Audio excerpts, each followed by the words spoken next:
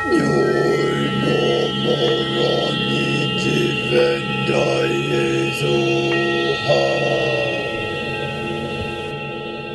kindred longevity lifestyle designers, this is Zach here with secretsoflongevity.com. This is a video in the series on the health benefits of animal foods and animal products, and I've got sort of a main overarching table of contents video each video that are in this series link from. So if at any time you want to go back to that video to see the myriad of topics I cover, because it's a very vast scope of things that need to be addressed, and over time I'll be doing all those, you can click this link here which takes you to that video, and I might say things in this video that you disagree with, and your response will contain certain things that I might have already addressed in other videos. So I'd encourage you to be familiar with the different things I cover by watching those other videos too, and I'm more than willing to allow comments to be posted on the videos. I won't be personally commenting and discussing anything below videos on my YouTube channel at all now, because it takes up my time and I need to put that time towards creating better and higher quality content for you, both in forms of videos as well as future programs. So I will respond to any video responses that are posted that are kept on point and aren't based on ad hominem attacks and personal attacks, and are legitimately someone wanting to discuss something and counter my statements with theirs. So I'll respond to that and post that on my channel willingly. You'll get the exposure. And yeah, if you're watching this on a different platform other than YouTube, you're watching on Facebook, Twitter, or anything, you can click in the bottom right hand corner of this video. There's a YouTube logo that you click and it pops it into another tab, and you can watch the video there. And that way you can access the drop down menu below this video, which is going to contain all the references I mention in the video, and I'll be saying those, numbering them off 1 to, I believe there's 16 references in this video, so I'll be numbering those off, and that's sort of my proof if you want to look into what I'm saying behind these statements. And I'd expect you to do the same should you have enough of an interest in this to respond. You can also find in the links below products and companies that you could click through and purchase from to help support me. These are affiliate links. I also have phone consultations, and you can even donate straight to me should you want to support my work in being able to put together these really well-researched videos that really take a lot more time in preparation than to actually film and put up online. I really enjoy it, so I definitely want to be able to keep doing it, so any help you can give to me is much appreciated. So with that, the first point I'm going to address here, I want to say this video is not specifically addressing the scientific basis for vegetarianism and veganism. It's focusing on sort of the views that I see as not very legitimate. So they're based in pseudoscience. So I'll be doing a separate video at a later time on sort of the scientific evidence that supposedly supports an almost entirely plant-based diet, whereas this one is just addressing sort of the whimsical ideas that vegetarians and vegans seem to dream up and propagate through their teachings. So these are points that, as far as I can see, have no basis in reality. So the first thing that I'm going to address is the idea that when an animal is slaughtered, the adrenaline and the fear is imprinted into the meat or the animal food, and we're consuming that, taking that in, and taking that on. Now personally, I've never felt suddenly afraid for my life after eating a steak, or felt like a baby after drinking milk from a cow. These things are sort of based on religious beliefs from cultures such as Hinduism in India, and certain other cultures believe those things. And while there's certainly going to be adrenaline present in an animal, if there's a lot of fear built up in it from really sort of an unethical slaughtering. Some people will say, yeah, there's no such thing as an ethical slaughtering, but what I'm saying is a slaughter that's not done quickly and painlessly. There's always kosher meats you can go for if that's your thing that you want to do. There's ethical slaughterhouses in that sense, as ethical as slaughter can be. And adrenaline is not necessarily a bad thing to be taking in. If there's any at all left in muscle meat, it's not going to be affecting you. There's no evidence that I've been able to find that it shows that it affects you. And one thing I am aware of that people say affects them is people that drink animal blood fresh.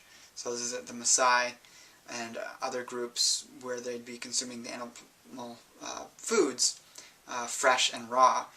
They would notice that, yes, they cover the cow's eyes when they take the blood. They do these different things to prevent adrenaline from being secreted into the bloodstream in large amounts and affecting them.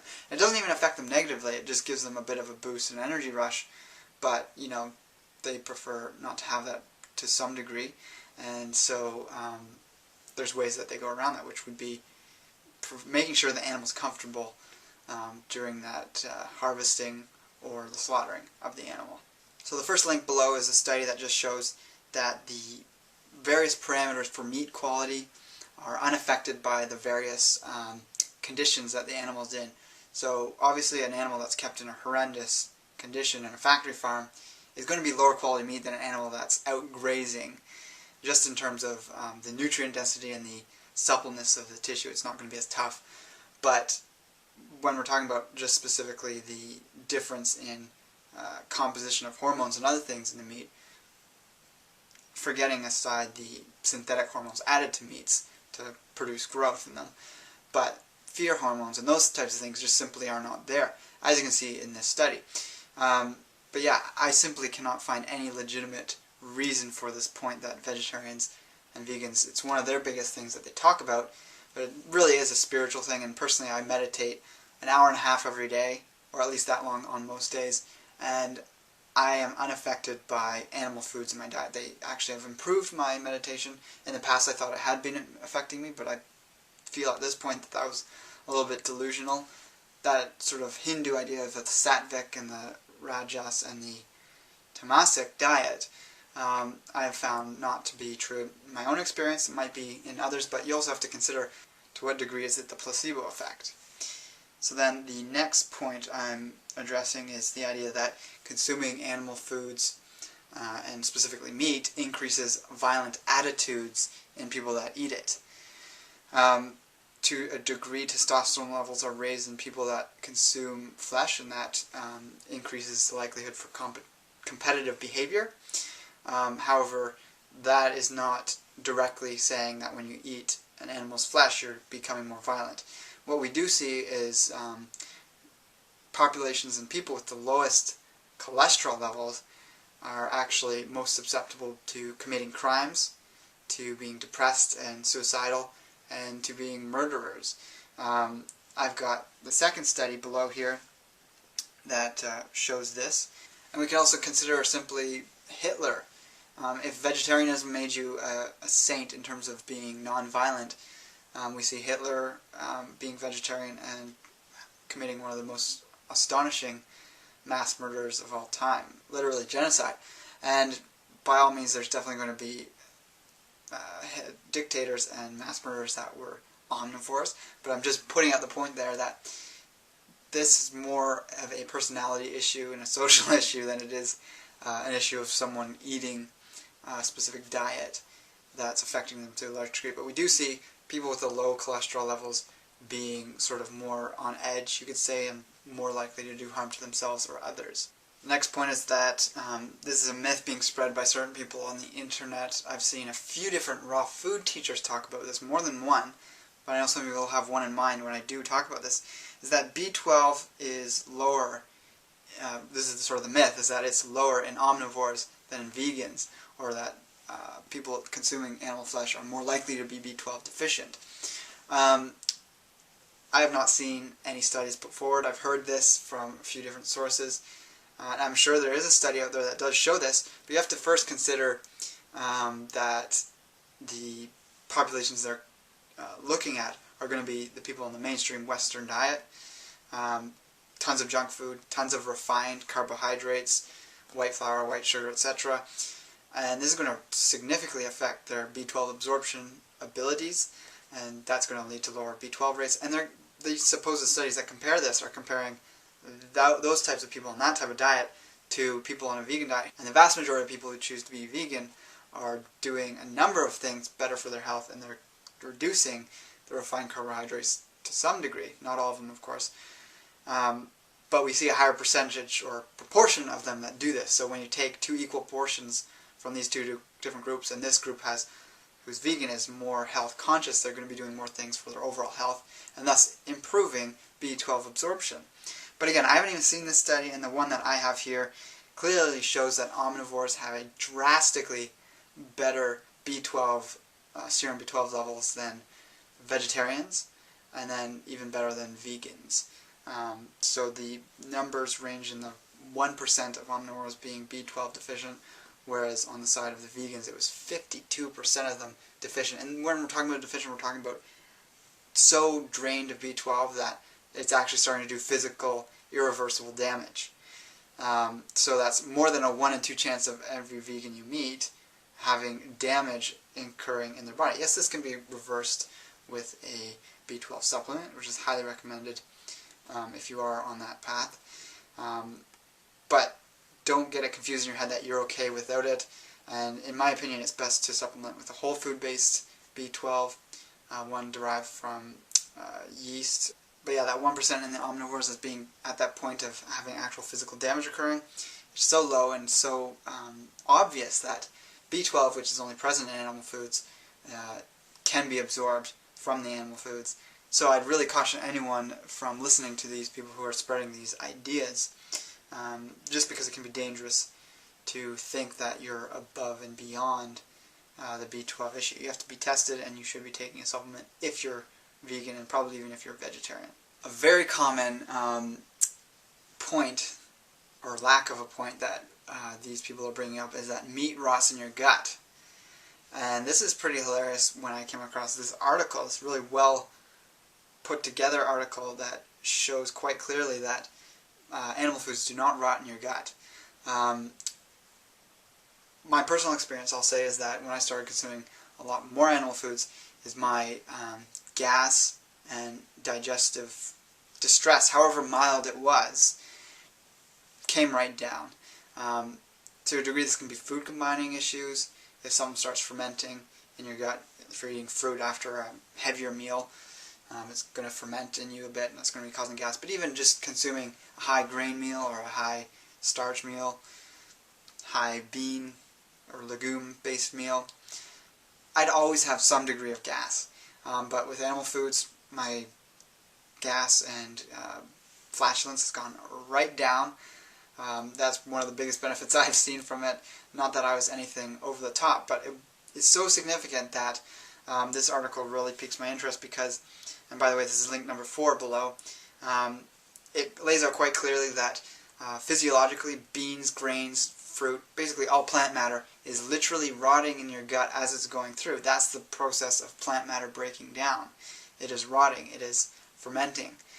This isn't a bad thing, but when they say meat is rotting, that's just not true, and you can see that in the article below. Hey, we'll get back to the main topic of this video in just one moment. I have to say that if you're a regular subscriber, perhaps you're just watching my videos on an intermittent basis, or maybe you just came across this one video this one time, but you're liking what I'm saying, in which case I definitely recommend hitting the subscribe button above. I would definitely appreciate any contribution you're able to make, whether it's through a phone consultation you set up with me, a donation directly to me, or purchasing products through the affiliate links I have listed on my site or below my videos. Specifically below this video, when you click the drop down box, I've got affiliates for a variety of companies I highly recommend and which I use the products from on a regular basis. You see me feature them in videos in the past. And yeah, if those suit your fancy, by all means look into them. Otherwise, there's, like I said, the other options there below the video as well. If you want to get to this page from somewhere other than YouTube, you click the little button in the bottom right hand corner there, has the YouTube logo, and it opens up a new tab in your browser where you can get to those links. So with that, we're going to get back to the video, and I wholeheartedly appreciate any contribution you're able to give to me. One of the most poorly explained points often touted by vegans and vegetarians is that this is sort of the whole physiology and anatomy of humans. Even though humans by biologists have been termed as omnivores without question, they seem to still be hell-bent on trying to hijack that right to, or what to label the human race, and they come up with this perspective that only suits their perception and ideology while ignoring the things that would show that humans do and have adapted to consuming animal foods. So number one is going to be that I'll just sort of outlay the common arguments that I was reading in this one article. Carnivores have claws, sharp teeth, hydrochloric acid in larger amounts, and it's actually throughout their whole digestive tract, and so that sort of gives you the idea that carnivores are this way. And then herbivores perspire through the skin, have long intestinal tracts, and salivary glands that have amylase and things to digest plant foods. So first of all, we have to consider that the hilarity of this, because the way that this article that I was reading was set up was making some pretty gross generalizations. So it was basically saying human digestive tract was the same as herbivores, whereas we know with the human digestive tract is somewhere between a carnivore and an herbivore. It's about halfway in between the two. So trying to say that we're herbivore as if we were to go around just eating herbs and plants, probably closer to being a frugivore, but still we aren't even that. We do not have the multiple stomachs to digest greens. We do not have the hindgut fermenting bacteria like gorillas have in their large intestine to digest and break down cellulose.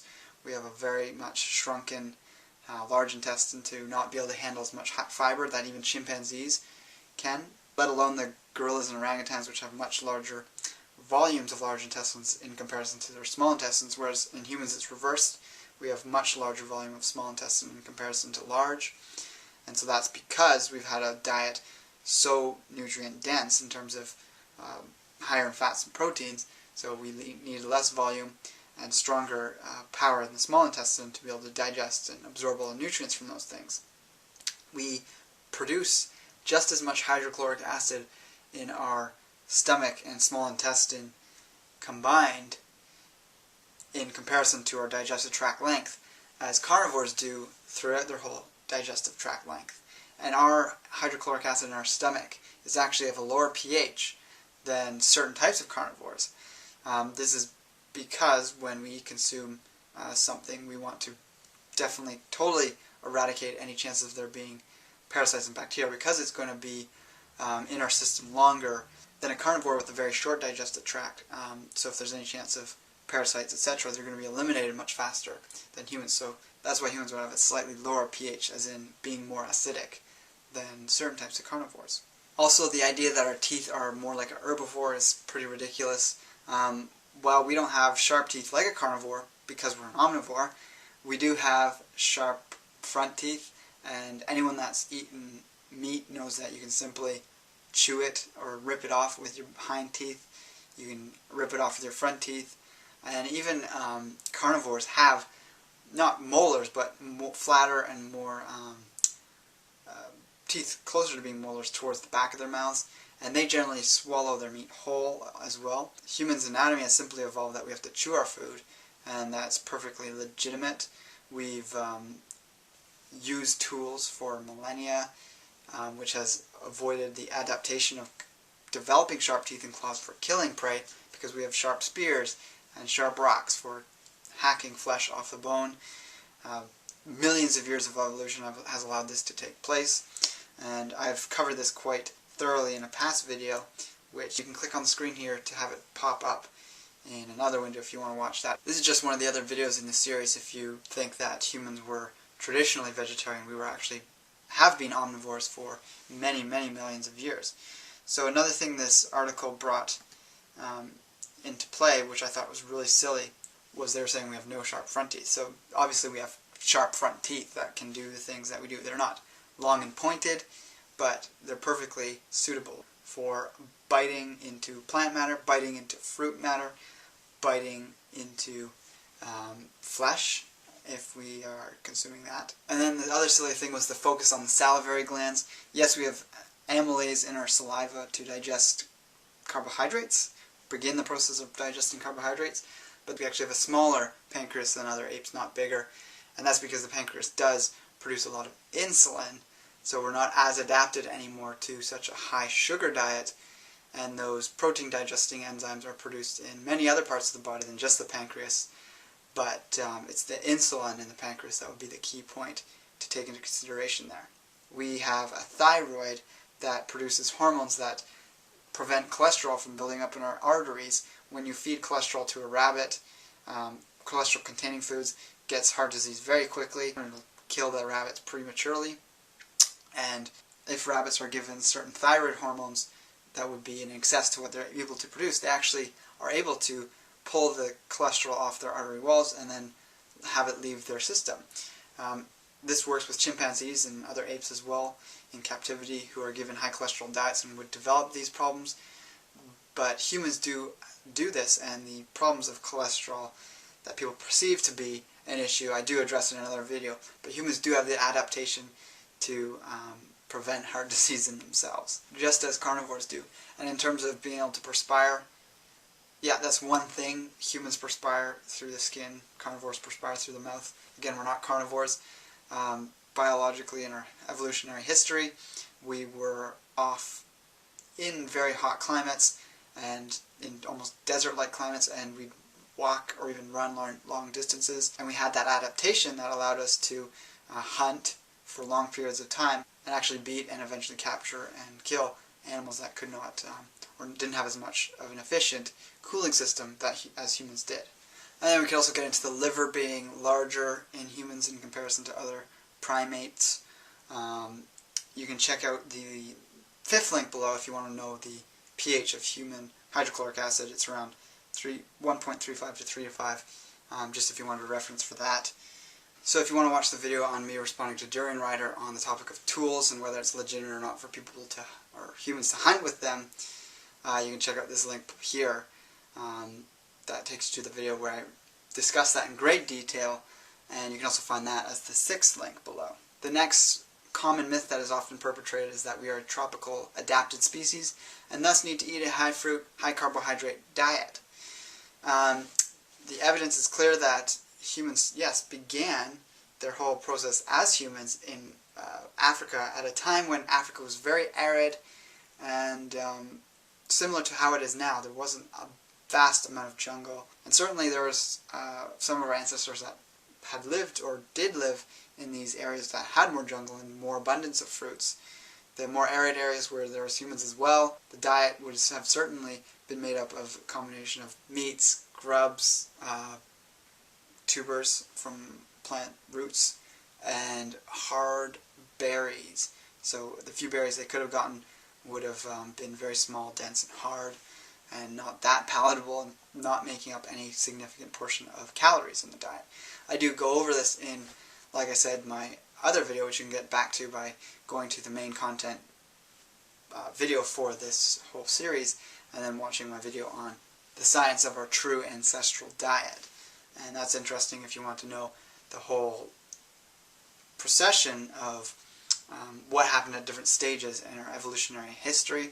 But that sort of 2.6 million year ago figure is when we were really considered humans, and from that point onward we could say that is what has shaped us today and what we've been adapted to. And so the next link, number 7 below, is a chart of humanity's, or our ancestors' progression throughout the world, the different paths we took. And you can see it goes all over the place. This was over the last sort of 80,000 years.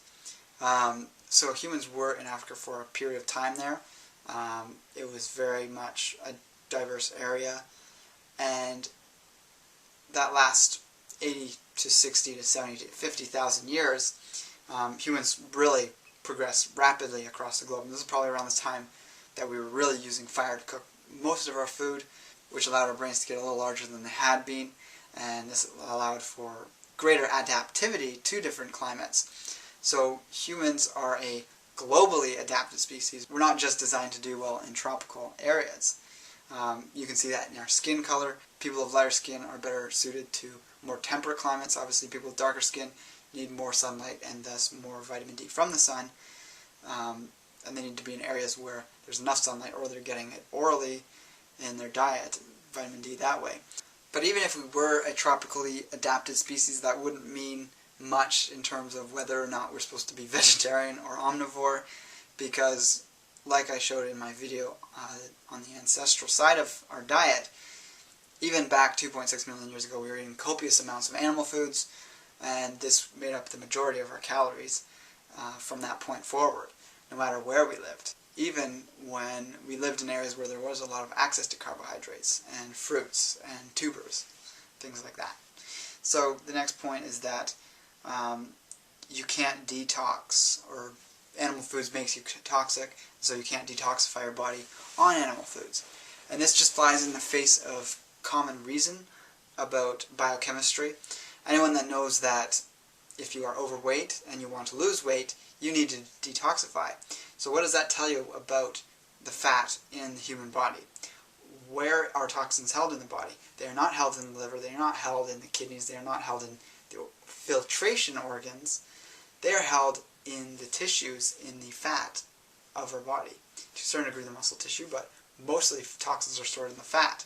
So you can see someone who's very overweight is generally, in our society today, going to be very toxic. How are you going to get them to get into your digestive tract and stay in your digestive tract until they're carried out?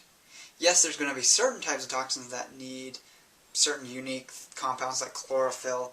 Chlorophyll-rich foods are great for detoxing heavy metals. Clays are great for detoxing radioactive compounds and making them inert, carrying them out of the body. But when we're talking about metabolic waste in our body, also toxins from industrialized chemicals like the phthalates and the plastics, PCB and those types of things, and BPA, those all get trapped in fat, in the fat tissue. They build up.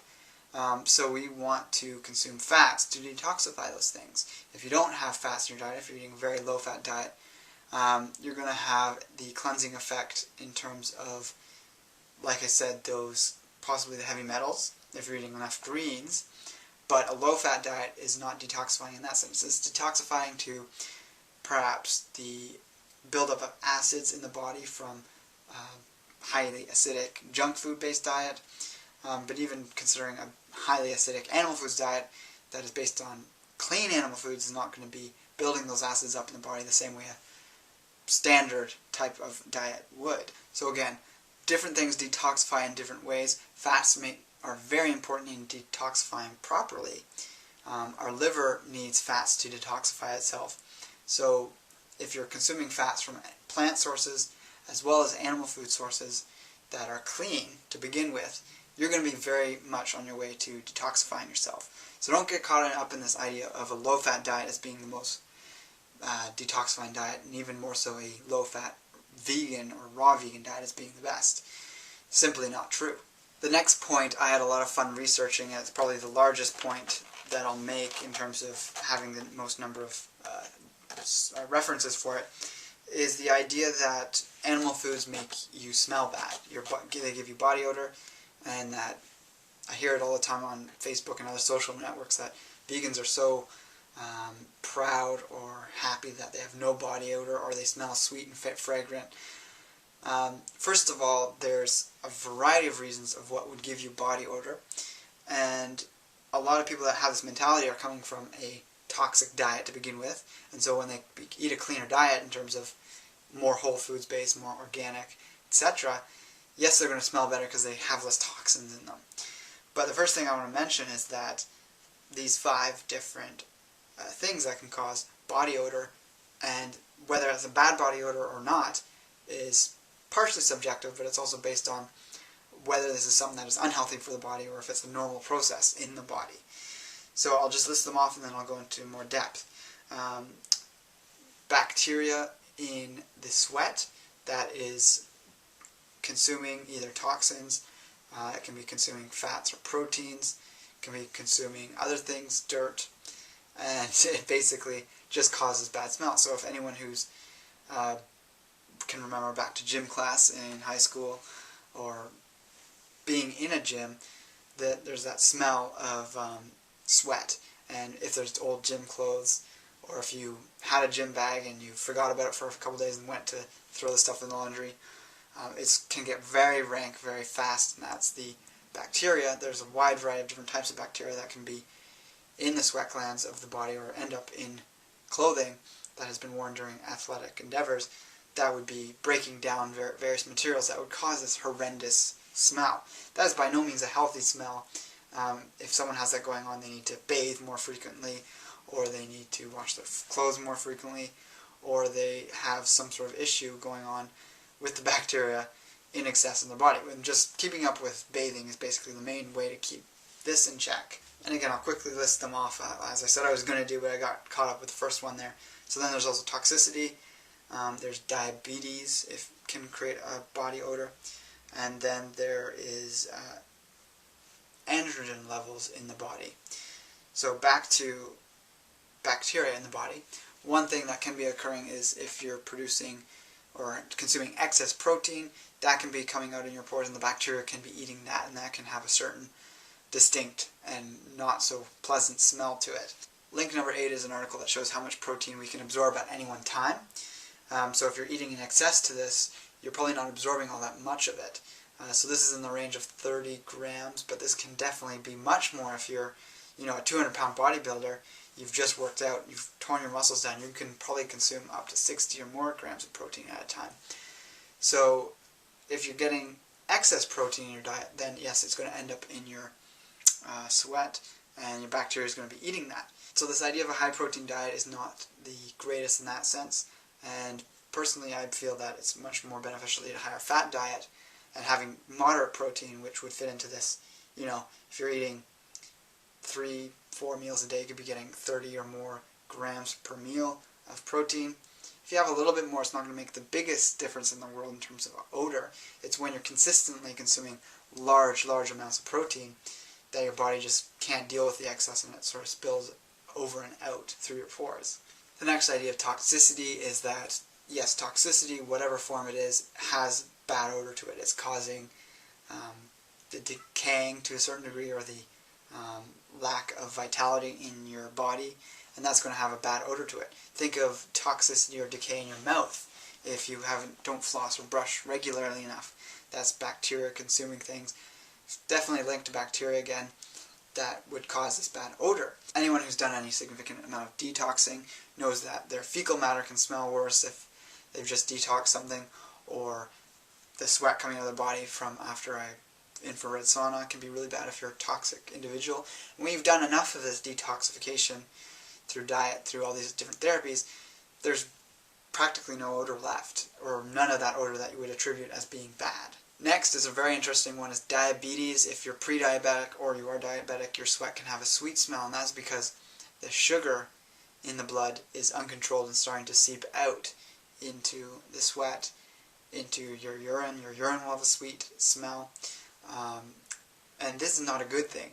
I've seen people literally posting on various social networks that they feel so good about themselves because they're on this clean vegan diet, high in fruit, or raw food diet, and that they're smelling sweet and fragrant. However, that is an indicator that they're having blood sugar issues. That's not a healthy thing. You do not want to smell sweet.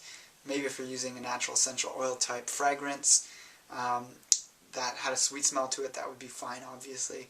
But we are not meant to smell like fruits. This is definitely a problem if that's occurring. The next one, which I found very interesting in researching, was that the higher the androgens are in your body, the more there's going to be certain odors that come along with it.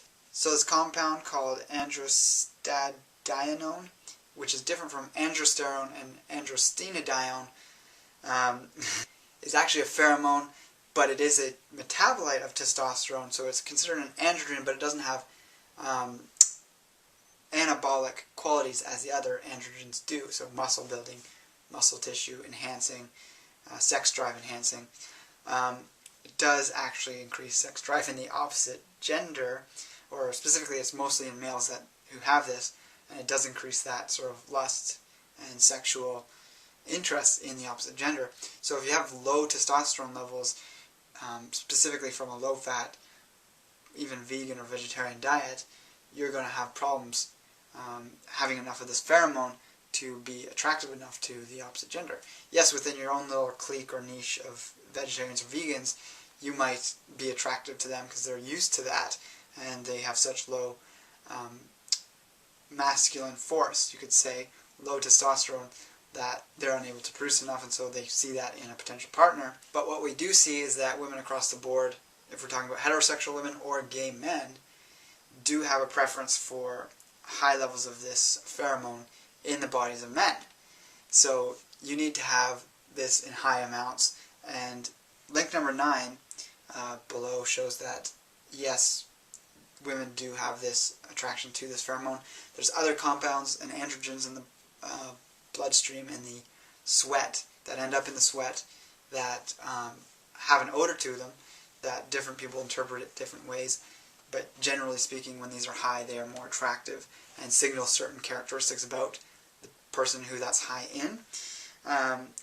And link number 10 below shows that testosterone levels do drop in people on a low-fat diet, but also in vegetarians and vegans. And this is in combination with very high sex hormone binding globulin levels, which binds up to free testosterone, lowers testosterone, and also higher estrogen levels. So links number 10 and 11 show those, that there's problems with a vegetarian diet in terms of producing enough of this attractive pheromone that is desirable for men to have. And link number 12 below is a link to body odor and how it's very subjective. So if I have some person telling me that they don't like my body odor and that I have body odor, that's going to be their personal preference. Whereas my girlfriend, I do know that she's very much in tune with my body odor, and she loves the smell of my sweat or smelling under my armpits. It's very arousing for her. One thing I really noticed when I started consuming more animal foods was a drastic increase in this certain odor that was there. It's not a gross odor in terms of bacteria fermenting or doing whatever it is it's doing. It's actually a smell that actually has a bit of a vanilla type smell. To other people it could smell like vinegar, but again, it's a very subjective thing. You can look at link number 12 for that. But this blatant idea that anyone with any body odor is not in a good place is silly. We need to have these compounds in us that are actually attractive to the opposite sex. One thing I really remember clearly from working on a farm many years ago was that I learned that the reason most animals are harvested as females or as castrated males is because, in terms of eating their flesh, is because testosterone permeates the flesh of an animal and makes it undesirable in terms of taste, and it's even exacerbated when it's cooked. And there was, specifically on the farm I was working at, they raised pork, they raised pigs, and they had 1 male and 3 female hogs, or hogs and sows, that were full grown that would produce the offspring, and the offspring would be grown to a certain size, the baby pigs, and then they'd be sent off to the butcher. So there's a certain age range that is desirable for meat, and that's why they would have it set up that way. But eventually those pigs get too old and they need to be slaughtered too, the ones that are producing the offspring.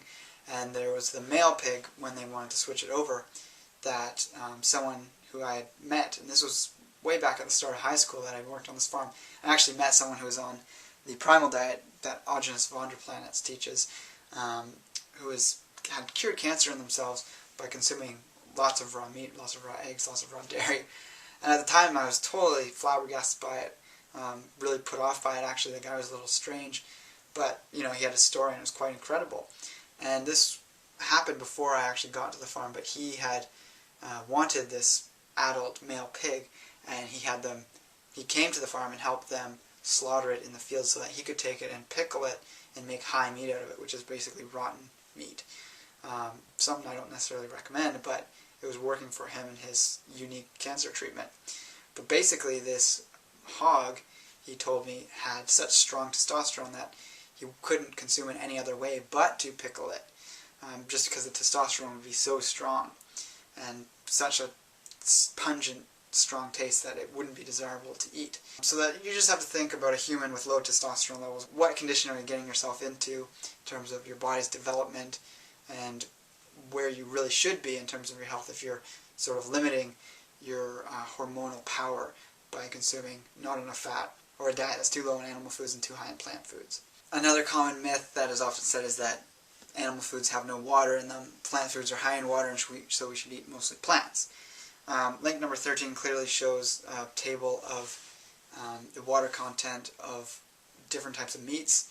They're all in the range of, once cooked, they can be pretty low, 55%. That's still more than half water. If it was totally dry, it'd be obviously hard and crisp. So there's plenty of water in animal foods. Some of the raw animal foods, it's like the beef brisket, can be up to 73%.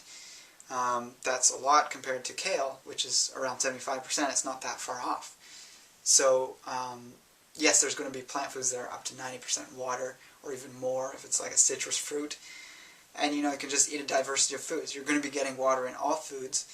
Animal foods are not completely devoid of water, and you can always drink water too. A huge myth is that animal foods create constipation. Perhaps the biggest factor in constipation is dehydration.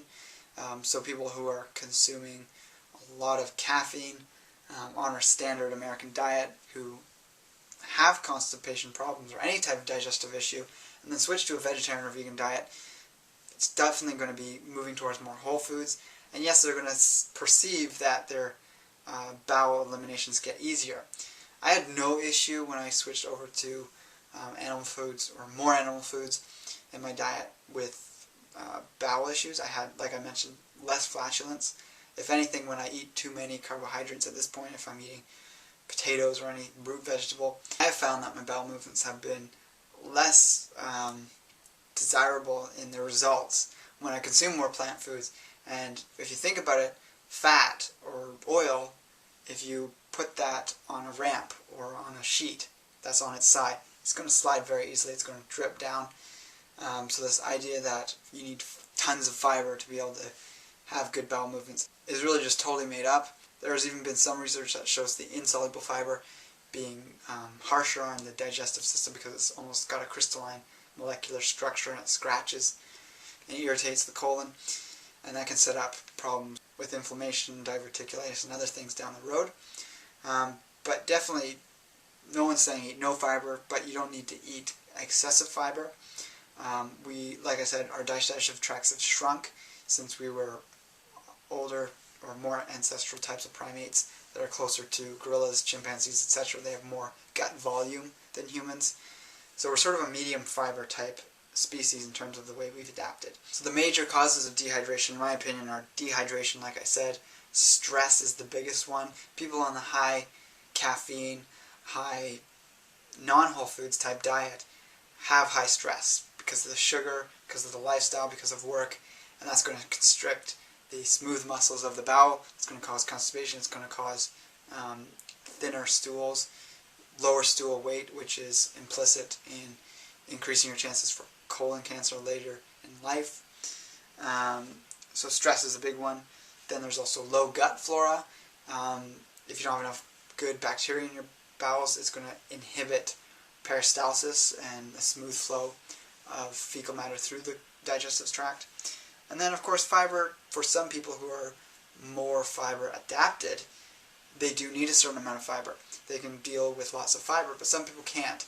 What we see in link number 15 below is that Vilhjalmur Stefansson, who was an Arctic explorer from Canada, he had several experiences of going long periods of time on just meat, sort of the Inuit type of diet, whether it was just fish or at other times it was more caribou and other things like that.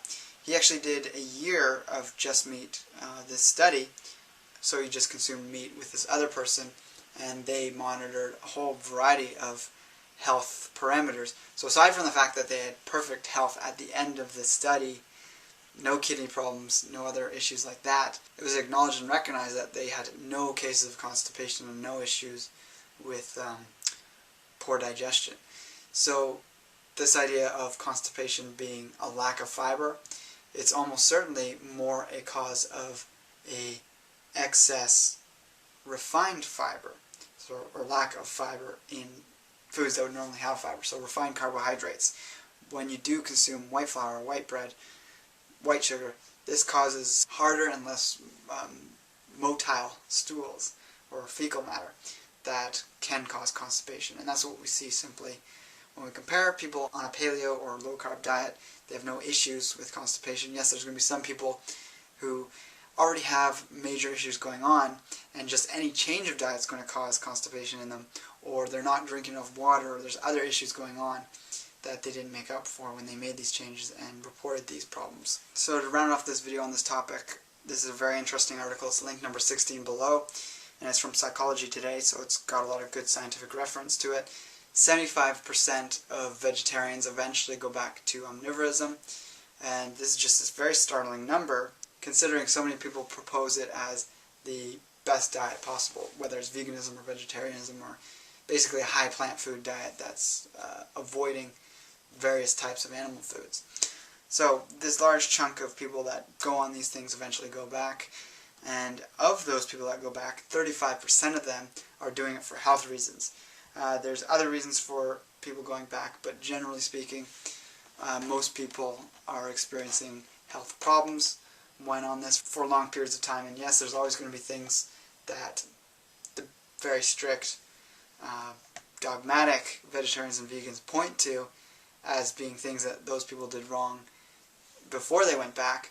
But if their health improves when they go back to animal foods, and suppose the animal foods are so bad for you, why would they not have the same problems when they go back to the animal foods? This is just good food for thought if you do happen to be in that realm of complete advocacy of veganism or vegetarianism. Without a doubt, it's the best thing on the planet.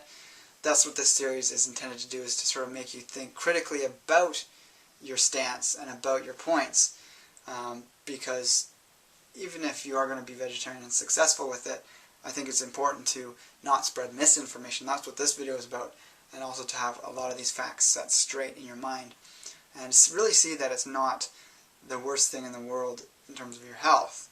In fact, in most cases, I think it's better for people to be omnivorous. But yes, there's people that can do perfectly well on this type of diet, omnivorism that is, and there really doesn't have to be such large amounts of harsh judgment and inaccurate statements put out about it. So with that, definitely check out those links below, like I mentioned throughout the video. Go back to the beginning of the video if you want to get to the table of contents, or actually I'll just post the link here if you want to go to the table of contents and check out another video on the topic of the health benefits of animal foods. And with that, I'm going to say take care and embrace life without limits.